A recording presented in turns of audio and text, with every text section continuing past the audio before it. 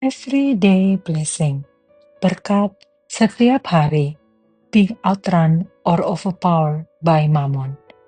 Dikalahkan atau mengalahkan mammon. Lukas pasal 16 ayat 13.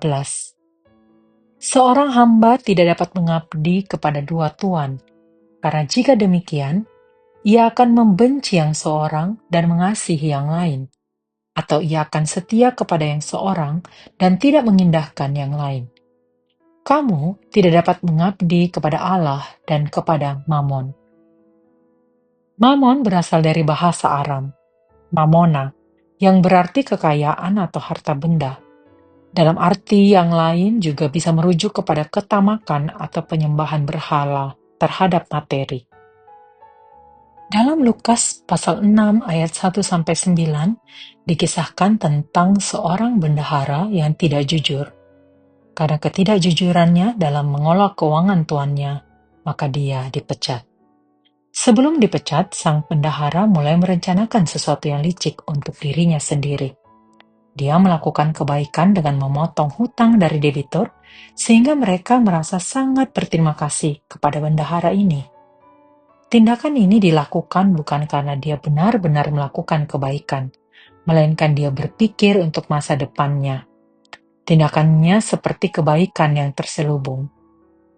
Mengapa firman Tuhan mencatat bahwa tuannya memuji tindakannya? Apakah dibenarkan untuk bertindak tidak jujur dan tidak tulus? Tentunya tidak.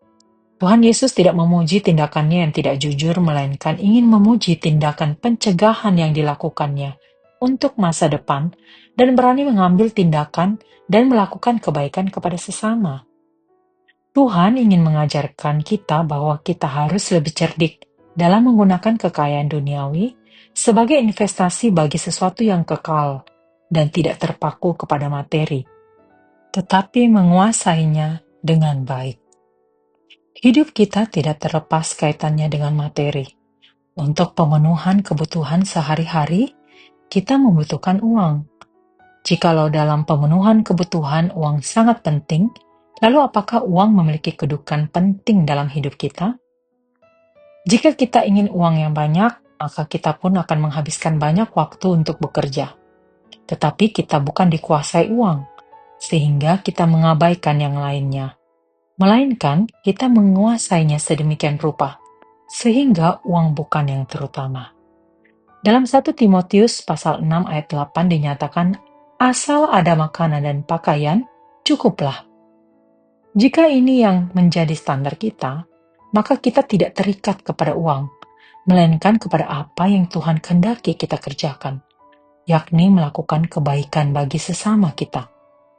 Kita bukan malas bekerja, melainkan menguasai keuangan dengan baik dan memakainya bukan untuk kepuasan diri, melainkan untuk melakukan kebaikan bagi kemuliaan Tuhan.